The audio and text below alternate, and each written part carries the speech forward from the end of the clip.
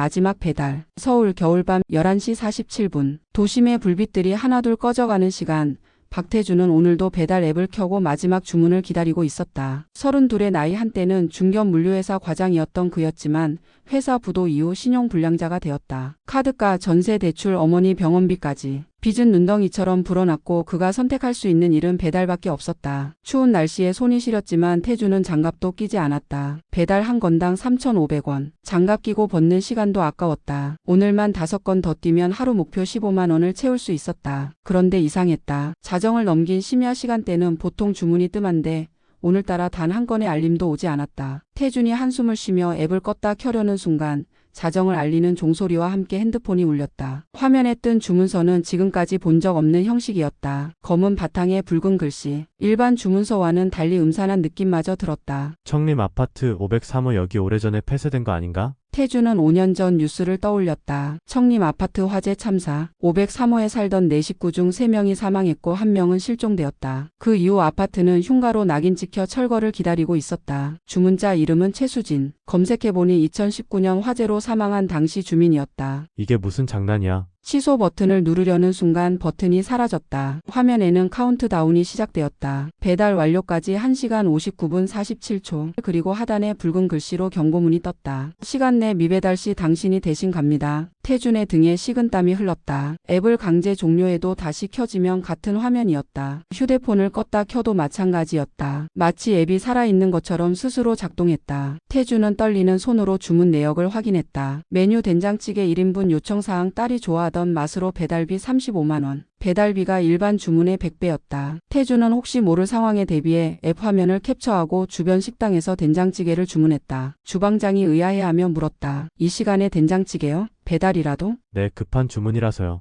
음식을 받아든 태주는 오토바이에 시동을 걸었다. 청림 아파트까지는 20분 거리. 한밤중에 폐쇄된 아파트로 가야 한다는 사실이 두려웠지만 화면 속 카운트다운은 냉정하게 시간을 깎아내리고 있었다. 선택의 여지가 없었다. 아파트 단지는 을씨년스러웠다. 가로등도 대부분 꺼져 있었고 폐기물과 잡초가 뒤엉켜 있었다. 태주는 핸드폰 손전등을 켜고 5층까지 계단을 올라갔다. 503호 앞에 섰을 때 그의 심장은 미친 듯이 뛰고 있었다. 문은 반쯤 열려 있었다. 안쪽은 칠흑 같은 어둠뿐이었다. 태주는 떨리는 목소리로 말했다. 저기 배달 왔습니다. 주문하신 된장찌개. 대답이 없었다. 태주는 문 앞에 음식을 조심스럽게 내려놓았다. 그 순간 앱 화면이 바뀌었다. 배달 완료. 감사합니다. 그리고 문 너머에서 여자의 목소리가 들려왔다. 고마워요. 태주는 비명을 지르며 계단을 내려갔다. 넘어지고 구르면서도 멈추지 않고 달렸다. 아파트를 빠져나와 오토바이에 올라타 정신없이 집으로 향했다. 집에 도착해서도 한참 동안 숨을 고르지 못했다. 샤워를 하고 나서야 조금 진정이 되었다. 혹시 모를 상황을 생각해 은행 앱을 확인했는데 입금 내역이 있었다. 35만 원. 입금자명은 이해할 수 없는 단어였다. 망자의 감사. 태주는 핸드폰을 던져버리고 싶었다. 하지만 그럴 수 없었다. 배달 일을 그만두면 당장 내일 생계가 막막했다. 그는 술을 한 잔 마시고 침대에 누웠다. 악몽일 거라고 내일 아침이면 잊힐 거라고 스스로를 다독였다. 그러나 잠들기 직전 핸드폰에서 또다시 알림음이 울렸다. 태주는 천천히 화면을 확인했다. 새로운 메시지가 떠 있었다. 내일 자정 다음 배달이 예약되었습니다. 거부시 당신의 남은 생명 7일. 태준의 비명이 새벽 정막을 찢었다. 다음 날 아침 태준은 경찰서를 찾아갔다. 하지만 앱은 일반 배달 앱처럼 정상적으로 작동했고 어젯밤의 기록은 어디에도 남아있지 않았다. 캡처한 사진들도 파일이 손상되어 열리지 않았다. 경찰은 피곤해서 꿈 꾸밀 거라며 돌려보냈다. 태준은 하루 종일 불안에 떨었다. 저녁 식사도 목으로 넘어가지 않았다. 시계는 무정하게도 자정을 향해 다가가고 있었다. 밤 11시 50분 그는 결심했다. 앱을 삭제하고 핸드폰을 공장 초기화하기로 했다. 하지만 앱은 삭제되지 않았다. 어떤 방법을 써도 앱은 화면에서 사라지지 않았다. 오히려 앱 아이콘이 화면 중앙으로 이동하며 스스로 실행되었다. 자정이 되자 두 번째 주문이 떴다. 주문자 김현서 17세 메뉴 엄마가 만들어주던 김밥 배달지 명성고등학교 옥상 특이사항 꼭 엄마 손맛으로. 태주는 주문자를 검색했다. 김현서는 2020년 명성고 옥상에서 추락사한 학생이었다. 당시 자살로 결론났지만 학교 폭력 의혹이 제기되었던 사건이었다. 태주는 포털 사이트에서 현서 어머니의 블로그를 찾아냈다. 블로그는 딸을 잃은 어머니의 슬픔으로 가득했다. 매일 같이 올라오는 글들, 딸을 그리워하는 시, 그리고 진실을 밝혀달라는 절규. 태주는 블로그에 남겨진 연락처로 전화를 걸었다. 여보세요. 혹시 김현서 학생 어머니신가요? 네, 누구시죠? 태주는 거짓말을 지어냈다. 현서를 추모하는 다큐멘터리를 만드는 PD라고 현서가 좋아하던 음식이 궁금하다고 말했다. 어머니는 눈물 섞인 목소리로 대답했다. 우리 현서는 제가 싸주는 김밥을 제일 좋아했어요. 시험 볼 때마다 꼭 김밥을 싸달라고 했죠. 특별한 건 없었어요. 그냥 단무지, 당근, 시금치, 계란. 근데 참기름을 조금 많이 넣었어요. 현서가 그 고소한 맛을 좋아했거든요. 어머니의 목소리는 점점 떨렸다. 태주는 죄책감을 느끼면서도 김밥 만드는 법을 자세히 물었다. 전화를 끊고 나서 그는 24시간 마트로 달려가 재료를 샀다. 요리를 거의 해본 적 없는 그였지만 어머니의 설명을 떠올리며 정성껏 김밥을 말았다. 밤 12시 30분 태주는 명성고등학교 정문 앞에 섰다. 학교는 당연히 잠겨 있었다. 담을 넘어 들어가야 했다. 경비실 불빛을 피해 후문 쪽으로 돌아가 담장을 타고 올라갔다. 넘어지면서 무릎이 찢어졌지만 신경 쓸 겨를이 없었다. 건물 옥상으로 올라가는 문은 체인으로 묶여 있었다. 태주는 공고함에 있던 볼트 커터로 체인을 끊었다. 옥상 문을 열자 차가운 겨울바람이 얼굴을 때렸다. 옥상은 넓고 황량했다. 난간 너머로 도시의 불빛이 아득하게 펼쳐져 있었다. 태주는 김밥을 옥상 중앙에 놓았다. 그 순간 뒤에서 목소리가 들렸다. 오빠 이게 뭐예요? 태주는 천천히 뒤를 돌아봤다. 교복을 입은 여학생이 서 있었다. 투명하지는 않았지만 발밑에 그림자가 없었다. 김현서였다. 태주는 떨리는 목소리로 말했다. 내가 주문한 김밥이야. 제가요? 전 아무것도 주문 안 했는데. 현서는 고개를 갸웃거리다가 김밥을 보고 눈물을 글썽였다. 이거 엄마가 싸주시던 김밥이잖아요. 그녀는 천천히 다가와 김밥 앞에 무릎을 꿇었다. 손을 뻗었지만 김밥을 만질 수는 없었다. 손이 그대로 통과했다. 현서는 울음을 터뜨렸다. 전 자살한 게 아니에요. 그날 누군가 저를 밀었어요. 태준의 심장이 쿵 하고 내려앉았다. 현서는 떨리는 목소리로 그날의 진실을 말하기 시작했다. 학교 폭력, 재벌 2세 가해자 은폐하려는 학교, 그리고 마지막 날 옥상에서의 협박. 현서가 증거를 경찰에 넘기겠다고 하자 가해자는 그녀를 난간 너머로 밀어버렸다. 부모님은 제가 스스로 뛰어내렸다고 믿으세요. 그게 너무 슬퍼요. 태주는 주먹을 불끈 쥐었다. 그리고 물었다. CCTV는 없었어? 있었어요. 근데 그날 하필 고장났다고 했죠. 거짓말이에요. 분명 누가 조작한 거예요. 태주는 현서에게 약속했다. 진실을 밝혀주겠다고. 옥상을 나서면서 그는 교무실로 향했다. 창문을 깨고 들어가 CCTV 관리실을 찾았다. 오래된 백업하드를 뒤지던 중 2020년 10월 15일자 파일을 발견했다. 학교가 삭제했다고 주장한 그 날짜였다. 집에 돌아와 영상을 확인한 태주는 분노로 온몸이 떨렸다. 영상 속에는 명확하게 나왔다. 재벌 2세 학생이 현서를 난간으로 몰고 가 밀어내는 장면. 태주는 익명으로 영상을 언론사와 경찰에 제보했다. 다음날 아침 뉴스는 3년 전 사건의 재수사 소식을 전했다. 태주는 안도의 한숨을 내쉬었다. 그리고 통장을 확인했다. 또다시 35만 원이 입금되어 있었다. 입금자명 혜원의 눈물. 태주는 이 이상한 배달의 정체를 알아내기로 결심했다. 혹시 자신처럼 이런 주문을 받는 사람이 더 있을지도 모른다는 생각이 들었다. 그는 심야 배달 라이더들이 모이는 온라인 커뮤니티를 뒤졌다. 며칠간의 검색 끝에 이상한 글을 발견했다. 자정 배달 받는 사람 있어요? 라는 제목의 게시글. 작성자는 익명이었지만 내용이 구체적이었다. 죽은 사람 이름으로 된 주문, 존재하지 않는 주소, 배달 후 입금되는 거액의 돈. 태준과 똑같았다. 태준은 게시글에 댓글을 달았다. 저도 같은 경험했습니다. 연락 가능하신가요? 30분 후 쪽지가 왔다. 전화번호와 함께 간단한 메시지. 내일 저녁 7시 신림역 3번 출구 앞 카페에서. 다음날 저녁 태주는 약속 장소에 일찍 도착했다. 카페 구석 자리에 앉아 문을 주시했다. 7시 정각 마른 체구의 남자가 들어왔다. 30대 초반으로 보이는 그는 불안한 눈빛으로 주변을 살폈다. 태준이 손을 들자 남자가 다가왔다. 정민호입니다. 글 쓴 사람이에요. 박태준이요, 앉으세요. 민호는 떨리는 손으로 커피를 마셨다. 그의 얼굴은 창백했고 눈 밑에는 다크서클이 짙었다. 마치 며칠째 잠을 못 잔 사람 같았다. 태준이 먼저 입을 열었다. 언제부터 그런 주문 받으셨어요? 2개월 전부터요. 처음엔 형님처럼 무서웠죠. 근데 계속 배달하다 보니 알게 됐어요. 이게 단순한 장난이 아니라는 걸. 민호는 자신이 경험한 배달들을 이야기했다. 교통사고로 죽은 대학생, 화재로 사망한 노부부, 강물에 빠져 죽은 아이. 모두 억울하게 죽었거나 미련이 남은 영혼들이었다. 그리고 각 배달마다 숨겨진 진실이 있었다. 전 지금까지 97번 배달했어요.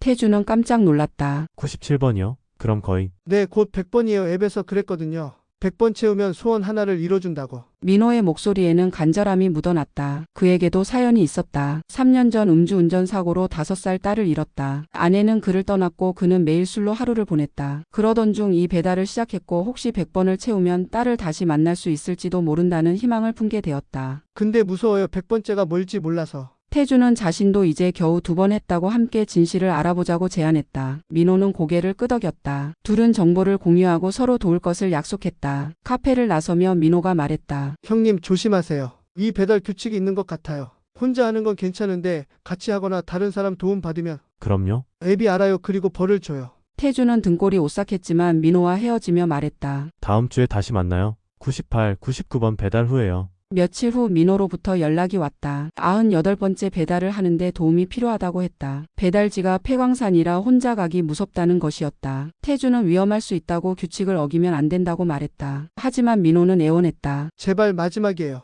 이것만 지나면 99번이고 그 다음이면 딸을 만날 수 있어요. 태주는 결국 동의했다. 주말 새벽 둘은 경기도 외곽의 폐광산으로 향했다. 깊은 산속 수십 년 전 폐쇄된 광산 입구는 낡은 철문으로 막혀 있었다. 민호의 주문서에는 이렇게 적혀 있었다. 주문자 이창수 62세 메뉴 막걸리 한 병 배달지 배공광산 7번 갱도 끝. 둘은 손전등을 켜고 어둠 속으로 들어갔다. 갱도는 좁고 습했다. 곳곳에 낙반 위험 표지판이 붙어 있었다. 한참을 걸어 들어가자 갱도 끝에 작은 공간이 나타났다. 그곳에 낡은 재단이 있었고 오래된 작업복이 걸려 있었다. 민호가 막걸리를 재단에 올려놓는 순간 뒤에서 이상한 소리가 들렸다. 둘은 동시에 뒤를 돌아봤다. 아무것도 보이지 않았다. 하지만 민호의 얼굴이 창백하게 변했다. 그의 핸드폰 화면에 붉은 경고문이 떠올랐다. 규칙 위반 감지 동반 배달 금지. 태주는 민호의 팔을 잡았다. 빨리 나가요. 두 사람은 뛰기 시작했다. 그런데 갑자기 민호가 비명을 지르며 뒤로 끌려갔다. 보이지 않는 무언가에 붙잡힌 것 같았다. 태주는 민호의 손을 잡으려 했지만 손이 스르르 빠져나갔다. 형님 도와. 민호의 목소리가 점점 멀어졌다. 그리고 완전한 어둠 속으로 사라졌다. 태주는 미친 듯이 손전등을 비추며 민호를 찾았다. 하지만 갱도에는 아무도 없었다. 바닥에는 민호의 핸드폰만 떨어져 있었다. 태주는 떨리는 손으로 핸드폰을 집어들었다. 화면에는 마지막 메시지가 남아 있었다. 정민호는 회수되었습니다. 경고 다시 규칙을 위반하면 당신도 같은 운명입니다. 태주는 비틀거리며 광산을 빠져나왔다. 차에 올라타 정신없이 운전하며 집으로 향했다. 집에 도착해서도 한참 동안 멍하니 앉아 있었다. 민호는 어디로 간 걸까? 죽은 걸까 아니면 다른 곳으로 끌려간 걸까? 핸드폰에 알림이 왔다. 자신의 배달 앱이었다. 화면 상단에 숫자가 표시되어 있었다. 완료한 배달 7번. 그리고 하단에 작은 글씨로 적혀 있었다. 100번째 배달은 특별합니다. 준비하세요. 태주는 핸드폰을 던져버리고 싶었다. 하지만 그럴 수 없다는 걸 알았다. 이미 그는 이 게임의 말이 되어버렸다. 그리고 민호를 찾아야 했다. 살아있든 죽어있든 반드시 찾아야 했다. 민호의 실종 이후 태주는 경찰에 신고했지만 소용없었다. CCTV를 확인했지만 광산 입구까지만 두 사람이 찍혔고 나올 때는 태준 혼자였다. 경찰은 민호가 광산 내부 어딘가에 있을 거라며 수색팀을 보냈지만 아무것도 발견하지 못했다. 마치 민호는 공기처럼 증발해버린 것 같았다. 태주는 민호의 마지막 말을 떠올렸다. 앱이 알아요. 그리고 벌을 줘요. 이 앱은 단순한 프로그램이 아니었다. 뭔가 초자연적인 힘이 작동하고 있었다. 태주는 이 일의 진상을 파헤치기로 결심했다. 먼저 앱 개발사를 추적했다. 앱 정보를 확인했지만 개발사 이름은 없었다. 앱스토어에도 등록되어 있지 않았다. 어떻게 설치된 것인지조차 알 수 없었다. IT 전문가 친구에게 부탁해 앱 데이터를 분석했지만 놀랍게도 앱은 핸드폰 내부 어디에도 저장되어 있지 않았다. 이상해. 이 앱 실체가 없어.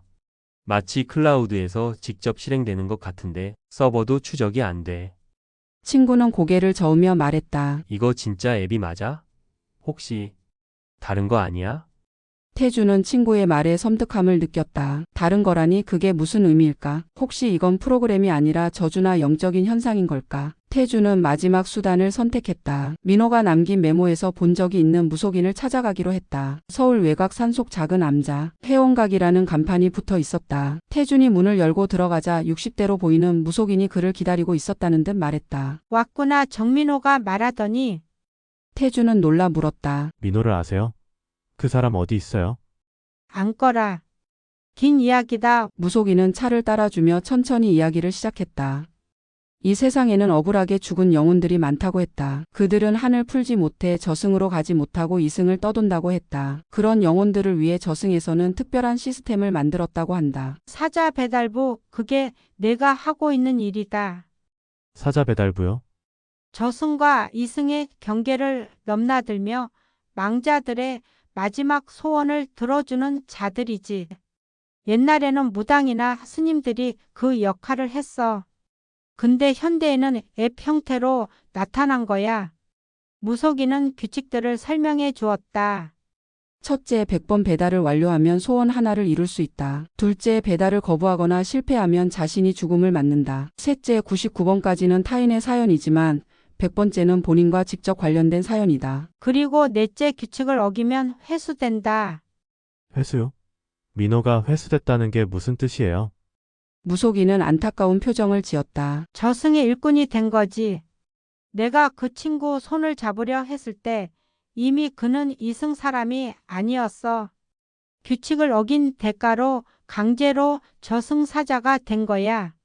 태주는 충격의 말을 잇지 못했다. 민호는 딸을 만나고 싶어서 100번을 채우려 했는데 98번째에서 규칙을 어기는 바람에 영원히 딸을 만날 수 없게 된 것이었다. 정민호는 살아있는 건가요? 살았다고도 죽었다고도 할 수 없지.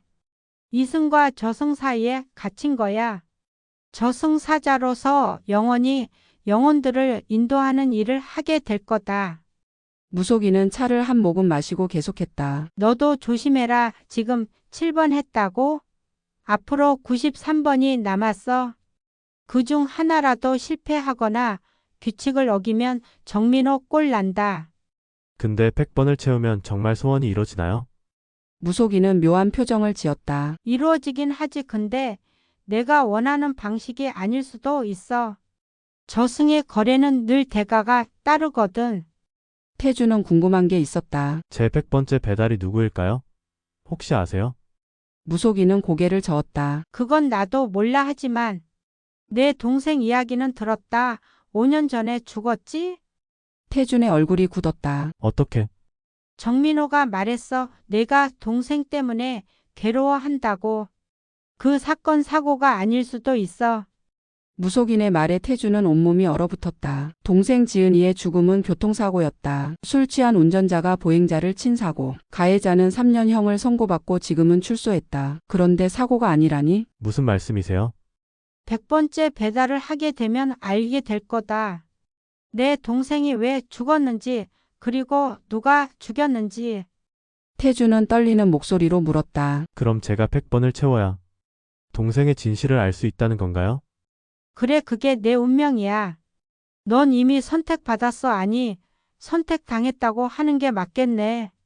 태원각을 나서는 태준의 얼굴은 결연했다. 민호는 잃었지만 이제 물러설 수 없었다. 동생의 진실을 밝혀야 했다. 그리고 100번의 배달을 완수해야 했다. 집으로 돌아오는 길 핸드폰에 알림이 왔다. 8번째 배달 준비. 오늘 자정. 태주는 핸드폰을 꼭 쥐었다. 두렵지만 멈출 수 없었다. 이제 93번이 남았다. 93개의 진실, 93개의 한, 그리고 마지막에는 자신의 진실이 기다리고 있을 것이다. 그날 밤부터 태준의 진짜 싸움이 시작되었다. 8번째 배달부터 20번째까지 태준은 묵묵히 자신의 임무를 수행했다.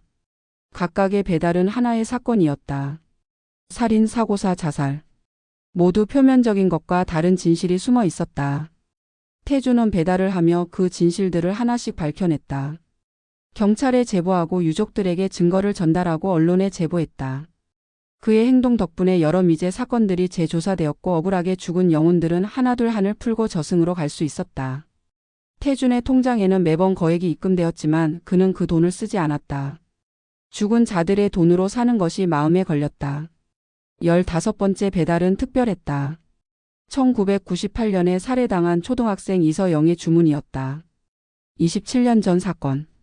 당시 8살이던 서영은 학교에서 집으로 가는 길에 실종되었고 일주일 후 산속에서 시신으로 발견되었다. 범인은 끝내 잡히지 않았다. 주문자 이서영 8세 메뉴 딸기 케이크 배달지 서영이 부모님 집. 태주는 딸기 케이크를 사서 낡은 주택가로 향했다. 서영의 부모는 여전히 그 집에 살고 있었다. 대문을 두드리자 70대 노부부가 나왔다. 태주는 거짓말로 동네 케이크 가게에서 이벤트로 나눠드린다고 했다. 딸기 케이크라니 우리 서영이가 좋아하던 건데. 어머니는 눈물을 글썽이며 케이크를 받았다. 태준이 돌아서려는데 어머니가 물었다. 혹시 서영이 알아요? 태준은 멈춰섰다. 거짓말을 해야 할지 고민되었지만 어머니의 간절한 눈빛을 보고 고개를 끄덕였다. 내 서영이가 이걸 드리라고 했어요. 어머니는 바닥에 주저앉아 울음을 터뜨렸다. 아버지도 눈물을 닦았다. 태준은 그 모습을 보며 가슴이 미어졌다. 집을 나서는데 뒤에서 서영이의 목소리가 들렸다. 아저씨, 태준이 뒤를 돌아보자 노란 원피스를 입은 어린 소녀가 서 있었다. 서영이었다. 그녀는 케이크를 배달해줘서 고맙다고 했다. 그리고 조심스럽게 물었다. 제 사건 해결해 주실 수 있어요? 태준은 당연하다고 대답했다. 서영은 그날의 기억을 떠올렸다. 학교 끝나고 집에 가는 길 어떤 남자가 길을 물어봤다. 순진한 서영은 친절하게 알려줬고 그 남자는 서영의 손을 잡고 차에 태웠다. 그게 마지막이었다. 그 남자 선생님이었어요. 우리 학교 선생님. 태준은 충격을 받았다. 범인이 학교 선생님이었다니. 서영은 이름을 말했다. 김태식. 당시 담임교사였다. 태준은 그 이름을 검색했다.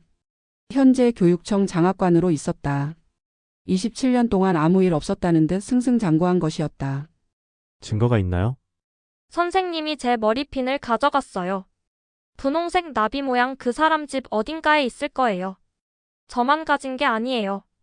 더 많은 애들 것도 있어요. 태준은 소름이 돋았다. 서영만 죽인 게 아니라는 뜻이었다. 연쇄 살인마였던 것이다. 태준은 김태식을 미행하기 시작했다. 그의 집 행적, 교육청 출퇴근 패턴을 모두 파악했다. 그리고 어느 날 밤 김태식이 출장을 간 틈을 타서 집에 침입했다. 집 안을 뒤지던 태준은 지하 창고에서 잠긴 금고를 발견했다. 금고를 억지로 따서 열자 안에는 끔찍한 것들이 가득했다. 어린이 신발, 머리핀, 목걸이, 사진들. 최소 10명 이상의 아이들 물건이었다. 태준은 모든 것을 사진으로 찍고 서영의 분홍 나비 머리핀을 증거로 가져왔다. 다음 날 태준은 익명으로 경찰에 제보했다. 김태식의 집 위치와 금고 사진을 보냈다. 일주일 후 뉴스는 27년 전 미제 살인사건의 범인 검거 소식을 전했다. 놀랍게도 김태식은 체포되었고 추가 수사 결과 1990년대부터 2000년대 초반까지 총 14명의 아동을 살해한 연쇄살인범으로 밝혀졌다. 서영의 부모는 뉴스를 보고 의열했다. 27년 만에 딸의 억울함이 풀린 것이었다. 그날 밤 태준의 앞에 서영이 나타났다. 그녀는 환하게 웃고 있었다. 고마워요. 아저씨 이제 저 갈 수 있어요. 어디로? 저승이 엄마 아빠한테 꿈으로 인사하고 갈게요. 그런데 서영은 진지한 표정을 지었다. 아저씨도 조심하세요. 100번째 배달 무서운 거래예요. 무슨 뜻이야? 저승사자 아저씨가 그러던데. 100번 채우면 진실을 알 수 있지만 그 진실 때문에 아저씨도 죽을 수 있대요. 태준의 심장이 철렁 내려앉았다. 그리고 또 오빠 동생분도 저처럼 억울하게 죽었대요. 누군가 일부러. 서영이 말을 끝마치기 전에 그녀의 몸이 빛으로 변하기 시작했다. 저승으로 가는 것이었다. 서영은 마지막으로 손을 흔들며 사라졌다. 태준은 그 자리에 한참 서 있었다. 집으로 돌아온 태준은 동생 지은의 사고 기록을 다시 꺼내봤다. 5년 전 자료들. 경찰 조서, 목격자 진술, 블랙박스 영상. 뭔가 이상한 점이 있을 거라 생각했다. 하지만 당시에는 단순 음주운전 사고로 처리되었다. 그런데 방 안을 정리하다가 이상한 것을 발견했다. 벽에 붉은 글씨가 쓰여 있었다. 페인트로 쓴 것 같았다. 더 파면 내가 죽는다. 누군가 침입한 것이었다. 아마도 김태식 사건 이후 누군가 경고를 보낸 것 같았다. 태준은 섬뜩함을 느꼈다. 동생의 죽음 뒤에 정말 누군가 있는 것인가? 그리고 그들이 자신을 감시하고 있는 건가? 태준은 더 조심스럽게 행동하기로 했다. 하지만 멈출 수는 없었다. 15번 배달을 완료했으니 이제 85번이 남았다. 긴 여정이 계속되고 있었다. 태준의 배달 횟수는 어느덧 25번을 넘어섰다. 매일 밤 자정 새로운 주문이 들어왔고 그는 묵묵히 배달을 완수했다. 그런데 25번째 배달을 마친 후 태준은 더 이상 참을 수 없었다. 동생 지은의 죽음에 대한 의문이 머릿속을 떠나지 않았다. 태주는 5년 전으로 돌아가기로 했다. 2020년 3월 17일 저녁 8시 동생 지은은 강남구 신사동 횡단보도를 건너다 차에 치였다. 가해 차량은 흰색 제네시스, 운전자는 당시 40대 남성으로 혈중 알코올 농도 0.15%의 만취 상태였다. 이름은 박성훈. 그는 3년형을 선고받고 2023년에 출소했다. 태주는 박성훈을 찾아갔다. 출소 후 그는 지방의 작은 도시에서 조용히 살고 있었다. 태준이 그의 집 앞에서 기다리자 저녁 무렵 박성훈이 나타났다. 초췌하고 수척한 모습이었다. 박성훈 씨? 박성훈은 태준을 보고 얼굴이 굳었다. 누구세요? 박지은 아시죠? 5년 전에 당신이 친 사람. 박성훈의 얼굴이 창백해졌다. 그는 고개를 푹 숙였다. 죄송합니다. 정말 죄송합니다. 제가 정말. 한 가지만 물어볼게요. 그날 정말 실수였나요? 박성훈은 고개를 들어 태준을 똑바로 쳐다봤다. 무슨 말씀이세요? 일부러 친 거 아니에요? 박성훈은 격하게 고개를 저었다. 아닙니다. 저는 정말 술을 마셔서 정신이 없었어요. 근데요?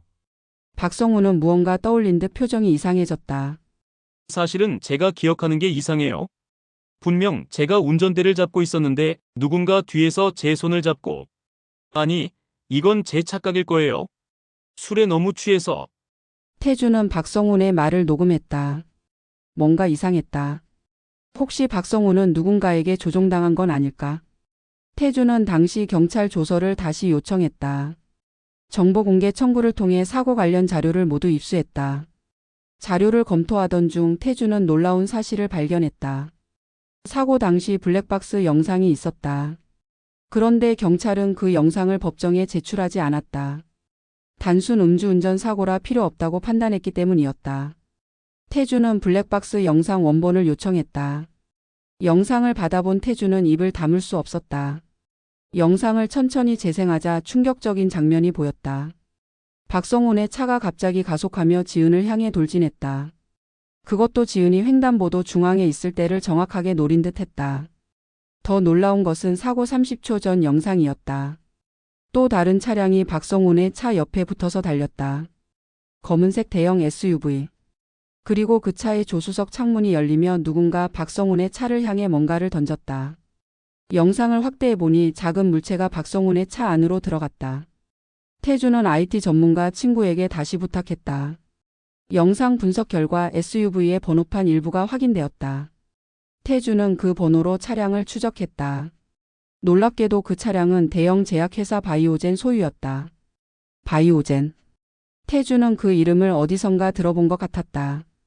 기억을 더듬던 중 떠올랐다. 동생 지은은 생전에 프리랜서 기자였다. 그리고 마지막으로 취재하던 주제가 바로 제약회사의 불법 임상 실험이었다. 태준은 지은의 노트북을 꺼냈다. 5년 동안 켜보지 못했던 노트북. 비밀번호를 입력하자 바탕화면에 폴더 하나가 눈에 띄었다. 바이오젠 특종. 폴더를 열자 수백 개의 파일이 있었다. 내부 고발자 인터뷰, 피해자 진술서, 비밀 문서, 사진들. 지은은 바이오젠이 가난한 사람들을 대상으로 불법 인체 실험을 했다는 증거를 수집하고 있었다. 실험 대상자 중 34명이 사망했고 회사는 이를 은폐했다. 그리고 지은은 사고 일주일 전 주요 언론사에 기사를 송고하려던 참이었다. 태준은 모든 것이 연결되었다. 동생은 바이오젠의 비리를 폭로하려다 살해당한 것이었다. 박성훈은 단지 도구였을 뿐 진짜 범인은 따로 있었다. 태준은 떨리는 손으로 바이오젠 경영진 사진을 검색했다. 부사장 윤재혁. 40대 후반의 냉정한 인상. 그가 모든 불법 실험을 총괄했다는 내용이 지은의 자료에 있었다. 태준은 윤재혁의 사진을 보며 이를 갈았다. 바로 이 사람이 동생을 죽인 진짜 범인이었다. 그날 밤 태준은 잠들지 못했다. 분노와 슬픔 그리고 복수심이 뒤섞였다. 자정이 되자 핸드폰에 새로운 주문이 들어왔다. 26번째 배달이었다. 태준은 화면을 확인하고 온몸이 얼어붙었다. 주문자 한민 제35세 메뉴 진실을 담은 USB 배달지 바이오젠 구 연구소 지하. 한민재. 태준은 지은의 자료에서 그 이름을 본 적이 있었다. 바이오젠의 연구원으로 불법 실험을 내부 고발하려다 2018년 의문사한 인물이었다. 공식적으로는 자살이었지만 지은은 타살 가능성을 제기했었다. 태주는 운명적인 연결고리를 느꼈다. 이 배달은 우연이 아니었다. 저승은 그에게 동생의 진실을 밝힐 기회를 주고 있었다. 태주는 배달 가방을 메고 밖으로 나섰다. 복수의 시간이 다가오고 있었다. 바이오젠 구 연구소는 경기도 외곽의 폐쇄된 산업단지에 있었다. 5년 전 회사가 신축 건물로 이전하면서 버려진 곳이었다. 태주는 한밤중에 그곳에 도착했다. 철조망이 둘러쳐져 있었지만 곳곳이 뚫려 있었다. 건물 안은 어둡고 을씨년스러웠다. 실험 기구들이 방치되어 있었고 곳곳에 깨진 유리와 서류들이 흩어져 있었다. 태주는 손전등을 켜고 지하로 내려가는 계단을 찾았다. 지하 3층까지 내려가자 냉동 보관실이 나타났다. 문을 열자 차가운 냉기가 쏟아져 나왔다. 보관실 안에는 오래된 냉동고들이 줄지어 있었다. 태준이 안으로 들어서자 희미한 목소리가 들렸다. 여기에요. 한민재의 유령이었다. 30대 중반의 여인 모습, 흰 연구복을 입고 있었다. 그는 태준을 냉동고 하나 앞으로 안내했다. 여기 제가 숨겨둔 USB가 있어요. 모든 증거가 담겨 있죠. 태준은 냉동고를 열었다. 안에는 얼어붙은 실험 샘플들과 함께 작은 방수 케이스가 있었다. 케이스를 열자 USB가 들어 있었다. 태준은 그것을 주머니에 넣었다. 고맙습니다. 이걸로 진실을 밝힐게요. 박지은 기자 아시죠? 태준의 심장이 멎는 것 같았다. 어떻게? 저도 그분과 함께 일했어요. 제가 내부 고발자였거든요. 근데 제가 죽은 뒤 지은 씨도. 민재는 고개를 숙였다. 미안해요. 제가 더 조심했어야 했는데. 회사가 저를 없애고 다음은 지은 씨를. 태준은 주먹을 불끈 쥐었다. 윤재혁이 한 짓이죠? 네, 그 사람이 모든 걸 지휘했어요. 저를 죽이고 지은 씨도. USB에 다 있어요. 통화 녹음 문서, 증거들. 태준은 USB를 꼭 쥐었다. 드디어 동생의 억울함을 풀 증거를 손에 넣은 것이었다. 그런데 그때 보관실 문이 철컥 소리를 내며 잠겼다. 태준은 황급히 문으로 달려갔지만 이미 늦었다. 누가 있어? 밖에서 남자의 목소리가 들렸다. 오랜만이네, 박태준 씨. 아니, 박지은 기자의 오빠라고 해야 하나? 윤재혁이었다. 태준은 소름이 돋았다. 어떻게 여기 온 걸 알았을까? 당신이 윤재혁?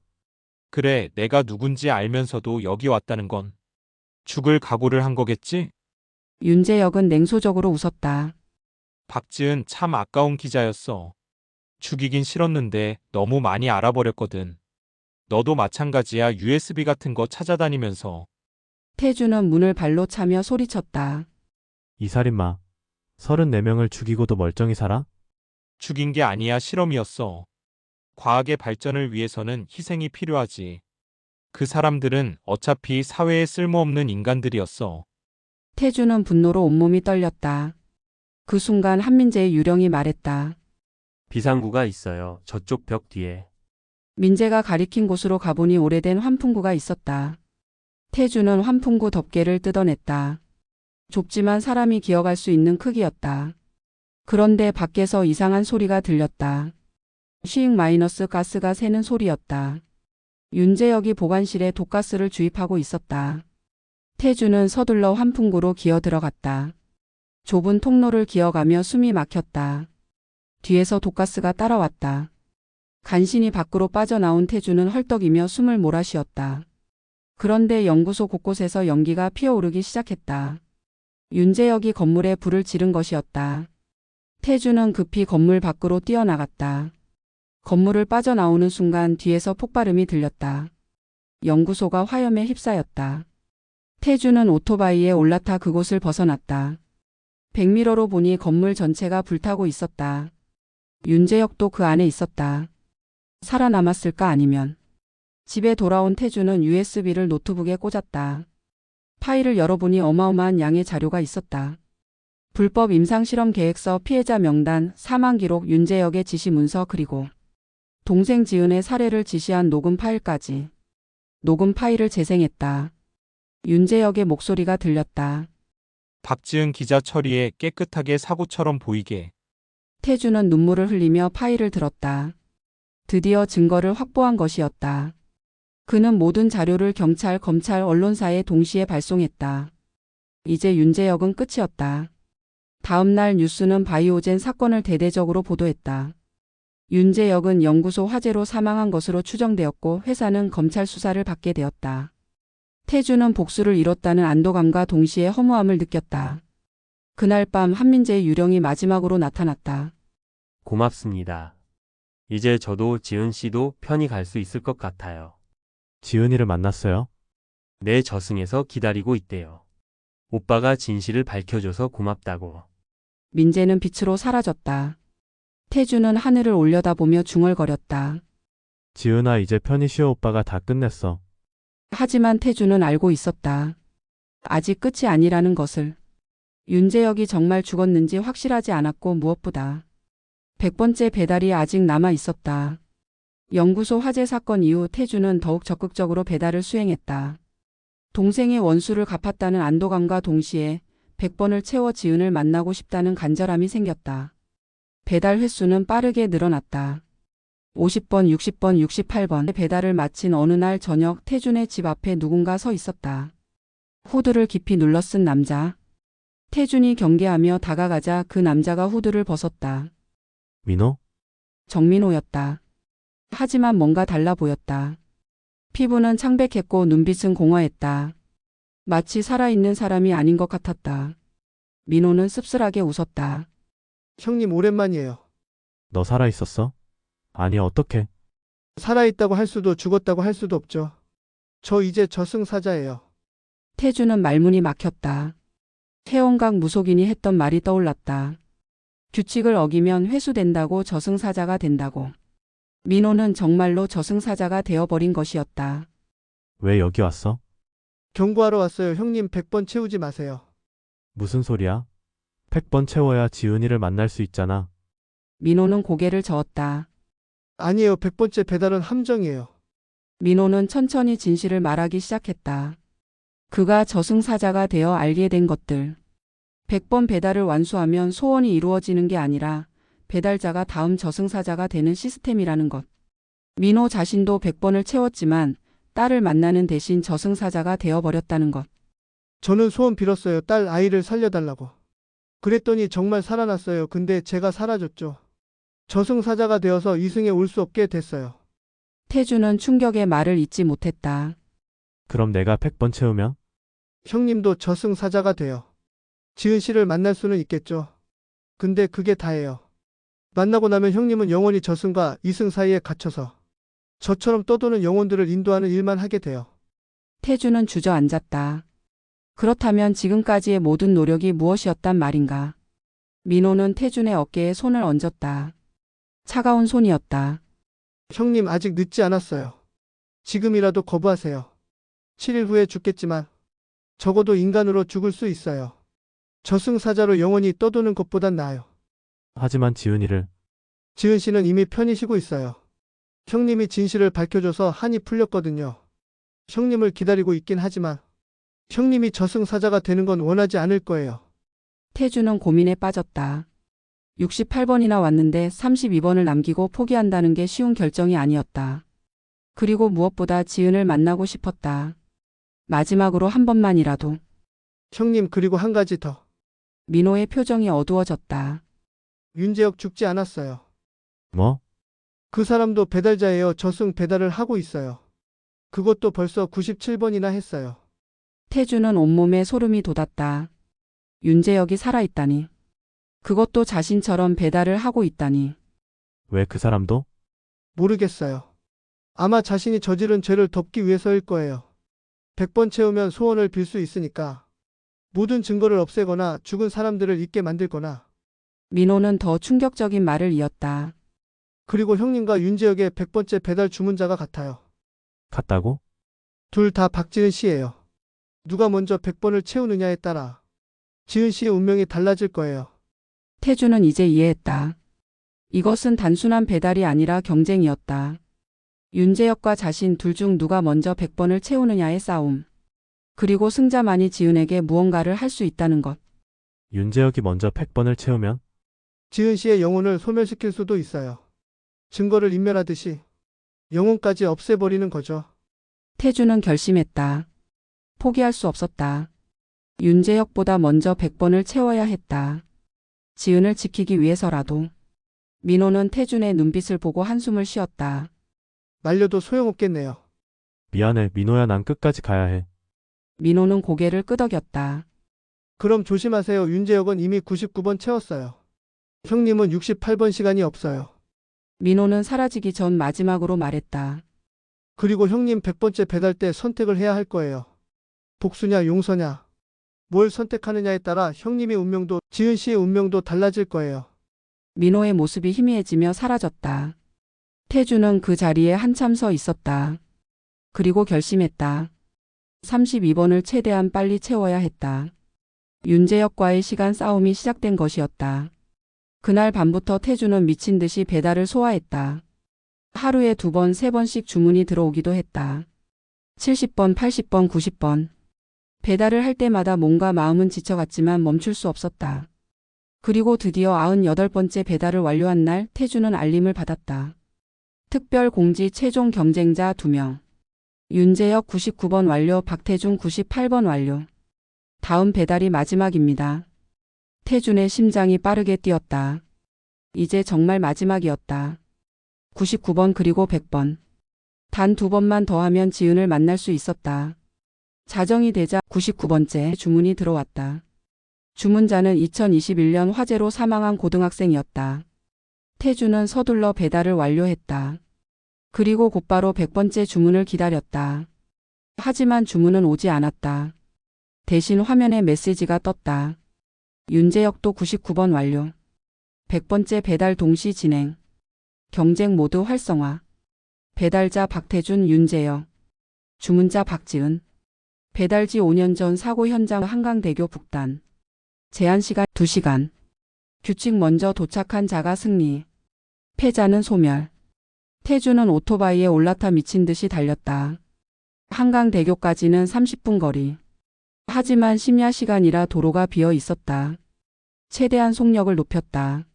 한강대교에 도착한 태주는 주변을 둘러봤다. 아직 아무도 없었다. 그가 먼저 도착한 것 같았다. 하지만 그 순간 뒤에서 차 소리가 들렸다. 검은색 SUV가 다가오고 있었다. 윤재혁이었다. 차에서 내린 윤재혁은 태준을 보고 냉소를 지었다. 역시 왔구나, 박지은의 오빠. 윤재혁, 넌 죽은 줄 알았는데.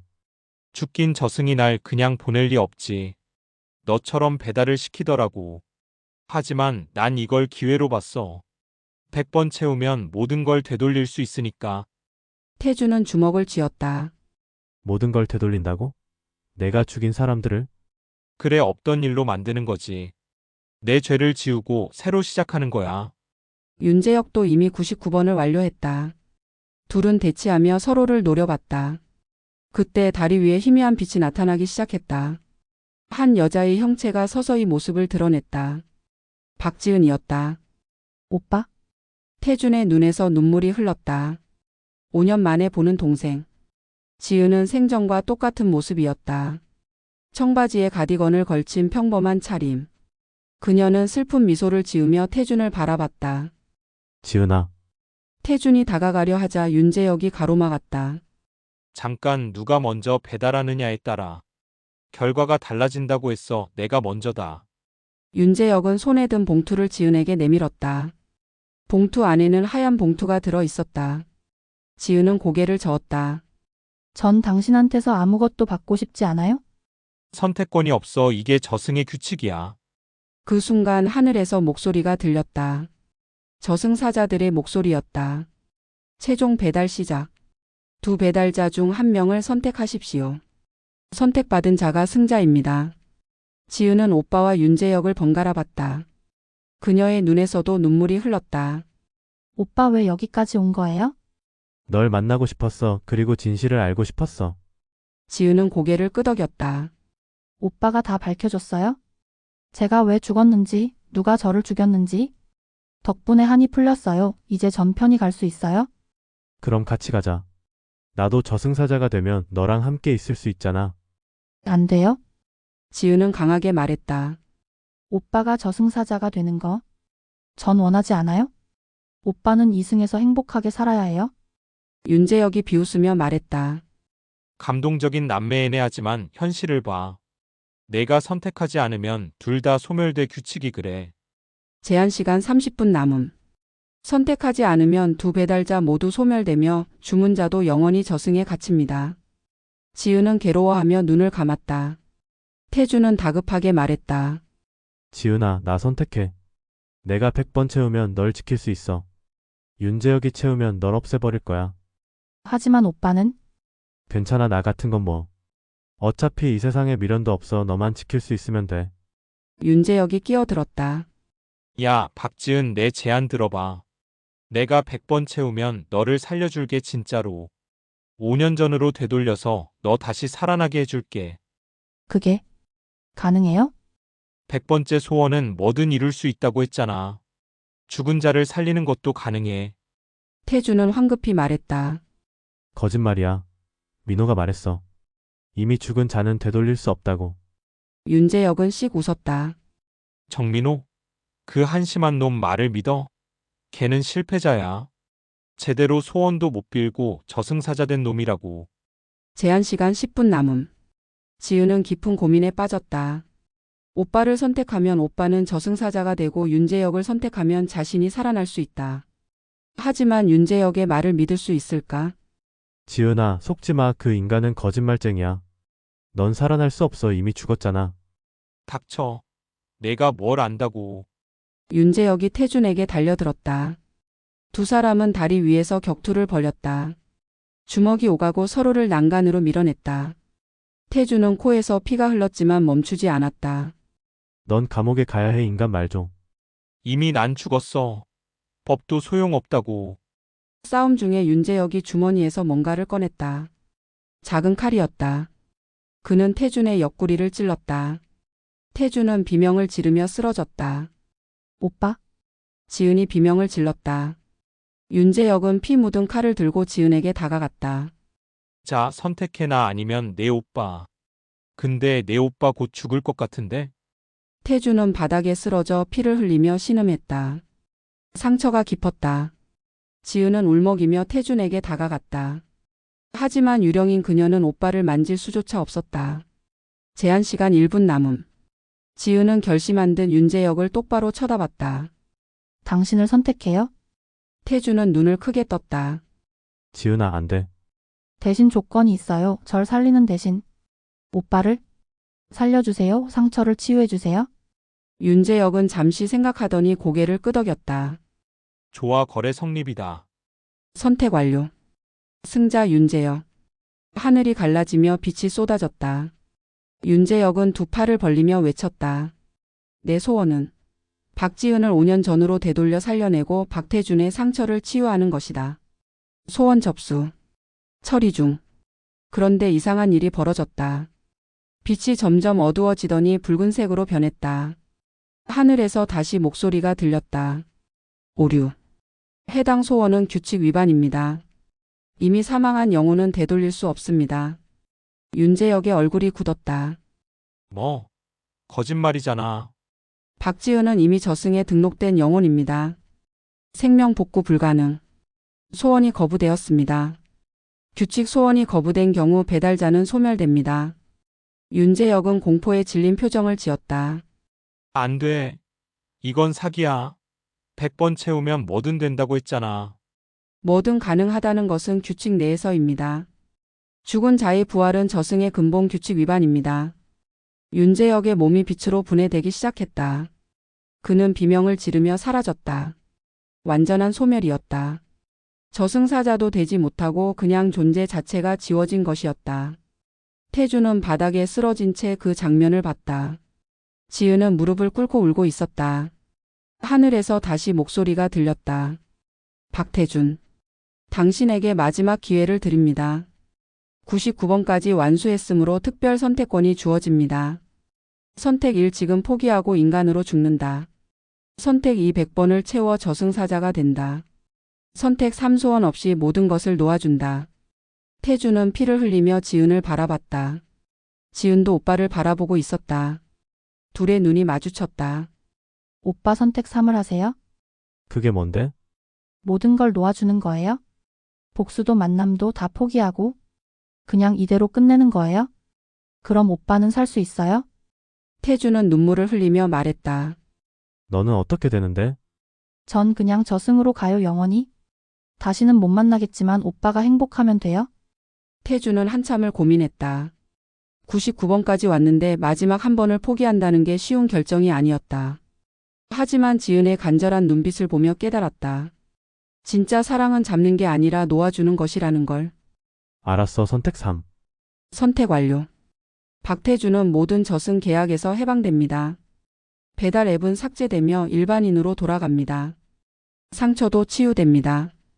태준의 옆구리 상처가 빛나더니 서서히 아물었다. 핸드폰에서 배달 앱이 사라졌다. 그리고 지은의 모습이 점점 희미해지기 시작했다. 오빠 사랑해요. 잘 살아요? 지은아, 태주는 손을 뻗었지만 지은은 이미 빛이 되어 사라지고 있었다. 그녀는 마지막으로 미소를 지으며 완전히 사라졌다. 태주는 그 자리에 주저앉아 한참을 울었다. 1년 후, 태주는 배달 라이더 일을 그만두고 작은 서점을 운영하고 있었다. 지은이 생전에 꿈꾸던 책방이었다. 지은이의 서재라는 이름으로 문을 열었고 동네 사람들에게 사랑받는 공간이 되었다. 태주는 또한 지은이 남긴 바이오젠 특종 자료를 정리해 책으로 출판했다. 죽음을 파는 사람들이라는 제목의 고발 서적은 베스트셀러가 되었고 제약업계의 비리를 폭로하는 계기가 되었다. 바이오젠은 결국 파산했고 관련자들은 모두 처벌받았다. 태주는 동생의 뜻을 이어 진실을 밝히는 일을 계속했다. 비록 지은을 다시 만날 수는 없지만 그녀가 원했던 세상을 만들기 위해 노력했다. 밤마다 하늘을 올려다보며 동생에게 말을 걸었다. 지은아, 잘 지내고 있지? 오빠는 이제 괜찮아. 내가 편히 쉬고 있다는 걸 아니까. 어느 날 저녁 서점에 한 젊은 여자가 들어왔다. 20대 중반으로 보이는 그녀는 서가를 둘러보다가 태준에게 물었다. 저기 혹시 사장님이 박태준 씨신가요? 네, 그런데요. 여자는 조심스럽게 봉투 하나를 꺼냈다. 저는 정민호의 딸입니다. 아버지가 돌아가시기 전에 이걸 전해달라고 하셨어요. 태주는 깜짝 놀랐다. 민호의 딸이라니. 민호는 분명 저승사자가 되었는데 딸을 만날 수 있었던 걸까? 봉투를 열자 편지가 들어 있었다. 태준 형님께 이 편지를 읽고 계신다면 아마 모든 게 끝난 후일 거예요. 형님이 어떤 선택을 하셨을지 모르겠지만 잘 사시고 계시길 바랍니다. 저는 저승사자로 일하며 깨달은 게 있어요. 이 세상에는 끝까지 하늘 품고 떠도는 영혼들이 너무 많다는 것. 그리고 그들을 위로하는 일이 얼마나 중요한지. 형님이 선택 3을 하셨다면 정말 현명한 결정이에요. 붙잡는 게 사랑이 아니라 놓아주는 게 진짜 사랑이니까요. 제 딸은 정말 살아났어요. 100번째 소원으로 딸을 살렸고 그 대가로 제가 저승사자가 되었죠. 후회는 없어요. 딸이 웃으며 살아가는 걸 볼 수 있으니까. 형님, 지은 씨는 편히 쉬고 계세요. 제가 저승에서 봤거든요. 밝게 웃고 계시더라고요. 형님 걱정하지 말라고 형님이 행복하게 사는 걸 저승에서 지켜보고 싶다고 하시더군요. 부디 행복하세요. 그게 지은 씨가 가장 바라는 일일 거예요. 정민호. 태주는 눈물을 흘리며 편지를 접었다. 민호는 딸을 되살리는데 성공한 것이었다. 윤재혁은 이미 죽은 영혼을 되살리려 해서 실패했지만 민호는 사고 직후 바로 배달을 시작해서 딸이 완전히 죽기 전에 살릴 수 있었던 것 같았다. 민호의 딸은 아버지 이야기를 더 해주었다. 3년 전 어느 날 갑자기 살아났고 아버지는 사라졌다고. 하지만 가끔 꿈에 나타나 자신을 지켜보고 있다고 말해줬다고. 그리고 얼마 전 꿈에서 아버지가 이 편지를 전해달라고 부탁했다고. 아버지 지금 어디 계신지 모르겠지만 행복하시면 좋겠어요. 딸은 눈물을 닦으며 서점을 나갔다. 태주는 창밖을 바라보며 중얼거렸다. 민호야, 고마워. 그리고 수고했어. 그날 밤 태주는 오랜만에 편안한 잠을 잤다. 꿈속에서 지은이 나타났다. 그녀는 환하게 웃으며 말했다. 오빠 정말 잘했어요. 이제 오빠 인생 살아요. 저 없이도. 응, 그럴게. 너도 편히 쉬어. 오빠 한 가지만 알아줘요. 저 절대 혼자 아니에요. 여기 저승에는 좋은 사람들 많아요. 한민재 씨도 있고 서영이도 있고. 다들 편히 쉬고 있어요. 다행이다. 그리고 오빠. 다음 생에는 꼭 다시 남매로 태어나요. 약속. 지은은 손가락을 내밀었다. 태준도 손가락을 내밀어 약속했다. 둘은 웃으며 서로를 바라봤다. 그리고 지은의 모습이 서서히 빗속으로 사라졌다. 태주는 잠에서 깼다. 밖은 이미 밝아 있었다. 새로운 하루가 시작되고 있었다. 그는 침대에서 일어나 창문을 열었다. 상쾌한 아침 공기가 방 안으로 들어왔다. 서점 문을 열고 준비를 하는데 우편함에 편지 한 통이 들어 있었다. 발신자 이름이 없었다. 편지를 열자 짧은 메시지가 적혀 있었다. 당신의 용기에 감사합니다. 당신이 구한 영혼들이 모두 평안히 쉬고 있습니다. 저승에서. 태주는 미소를 지었다. 그리고 편지를 소중히 책장에 꽂아두었다. 이제 정말 모든 게 끝났다. 배달도 저승과의 연결도. 이제 그는 평범한 사람으로 살아갈 수 있었다. 그날 저녁 서점에 한 남자가 들어왔다. 30대 초반의 깔끔한 인상. 그는 서가를 둘러보다가 태준에게 물었다. 혹시 죽음을 파는 사람들 저자시죠? 책 잘 읽었습니다. 제 누나도 비슷한 일을 겪었거든요. 그러셨군요. 조의를 표합니다. 남자는 고개를 숙여 인사하고 책을 몇 권 샀다. 그리고 나가면서 말했다. 좋은 서점이네요. 자주 올게요. 감사합니다. 또 뵐게요. 남자가 나가고 태주는 다시 책을 정리했다. 평범하고 조용한 하루. 이제 그에게는 이런 일상이 주어졌다. 더 이상 저승의 배달을 할 필요도 죽은 자들과 만날 필요도 없었다. 하지만 그날 밤 자정 어디선가 배달 오토바이 소리가 들렸다. 태주는 창밖을 내다봤다. 한 젊은 라이더가 휴대폰을 보며 당황하는 모습이 보였다. 그의 핸드폰 화면이 이상하게 빛나고 있었다. 태주는 알았다. 또 다른 사람이 선택된 것이었다. 저승의 배달은 계속되고 있었다. 태주는 창문을 닫고 돌아섰다. 더 이상 자신의 일이 아니었다. 힘내, 넌 할 수 있을 거야. 태주는 중얼거리며 불을 끄고 잠자리에 들었다. 그의 긴 여정은 끝났지만 누군가의 여정은 이제 막 시작되고 있었다. 저승과 이승 사이 마지막 배달은 오늘도 계속되고 있었다.